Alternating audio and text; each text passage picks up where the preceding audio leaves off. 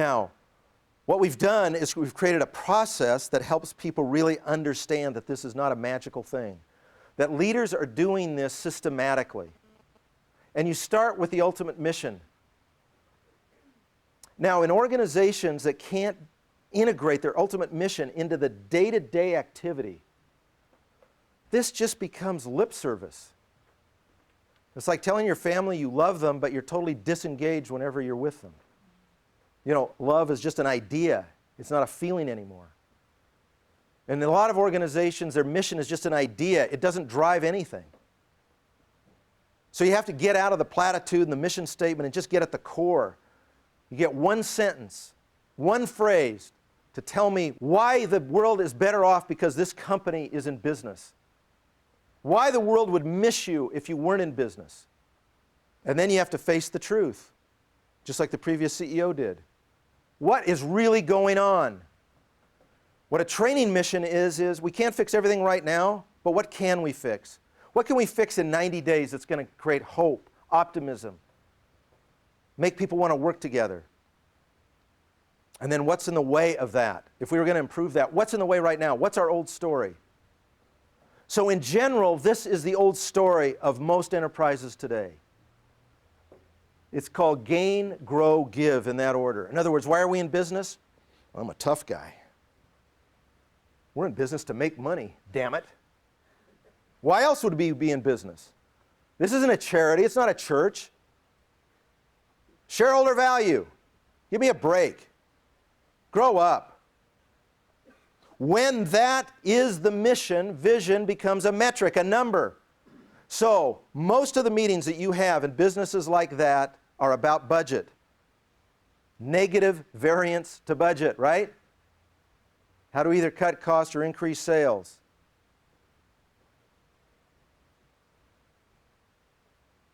It inevitably creates fear.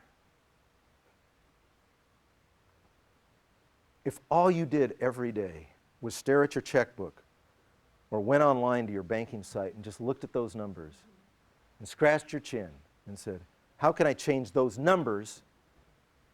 You would fry yourself. And that's exactly what Dinosaur Companies do. And because they fry themselves, they can't come up with good ideas for innovation.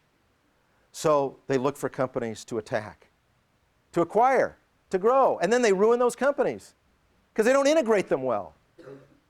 So they take their earnings or their technology, usually fire the people or the people leave because they're so disgusted with the culture. And all that's left is the carcass. And what's the give? The give is image, philanthropy, some random volunteering, corporate citizenship programs. It's not real because it's not integrated into what the company is really about. But the number one driver of employee commitment, employee engagement, is answering this question. Does my work allow me to express my values every day? And what the question is that people are asking, and now it's become an open question with people who join companies, particularly younger people, well, how serious do you take your values?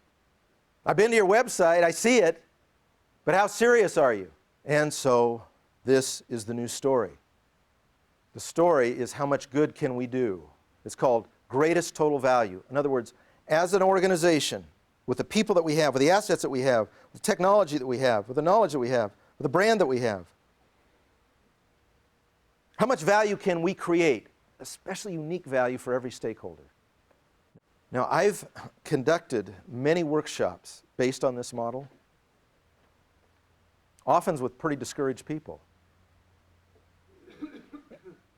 And all I've said is today we are going to reinvent our business model by creating unique value. And what we're going to think about is how much good can we do? And we're going to think about that initially without having a business model, a financially driven way to make money. It's not where we're going to start. We're going to end up there. But where we're going to start is how much good can we do? And I cannot tell you what happens to a room. Wow. You're giving me permission to think of how much good could we do? How much value can we create? Wow, let me unbutton my shirt. Let me get wild. So the buzz, the energy, the culture in those meetings change right before your eyes.